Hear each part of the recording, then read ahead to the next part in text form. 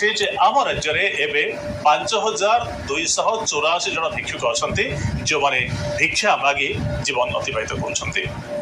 ଅଧିକ ଭିକ୍ଷୁକ ଥିବା ଜିଲ୍ଲାଗୁଡ଼ିକ ଭିତରେ କଟକ 1060, ବରଗଡ଼ରେ 595, ଗଞ୍ଜାମରେ 545, ବଲାଙ୍ଗୀରରେ 482, ସୁନ୍ଦରଗଡ଼ରେ 417, ପୁରୀରେ 350, କଳାହାଣ୍ଡିରେ 237, ଢେଙ୍କାନାଳରେ 189, ନବରଙ୍ଗପୁରରେ 183, ରାୟଗଡ଼ରେ 134, ସୋନପୁରରେ 121 ଜଣ ଭିକ୍ଷୁକ ଅଛନ୍ତି।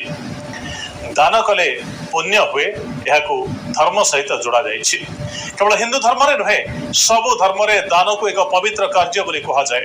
ରମଜାନ ମାସରେ ମୁସଲମାନ ମାନେ ନିଜ ରୋଜଗାରର ଏକ ଅଂଶ ଦାନ କରିଥାନ୍ତି। ସମୟ ଥିଲା ରାସ୍ତା କଡ଼ରେ ଠିଆ ହୋଇଥିବା କୌଣସି ଭିକ୍ଷୁକଙ୍କୁ 50 ପଇସା ଟଙ୍କାଏ ଦେଇଦେଲେ ସେ ଖୁସି ହୋଇ କଲ୍ୟାଣ କରୁଥିଲେ। ହେଲେ ଏବେ 5 ଟଙ୍କା ଏପରିକି 10 ଟଙ୍କା ନଦେଲେ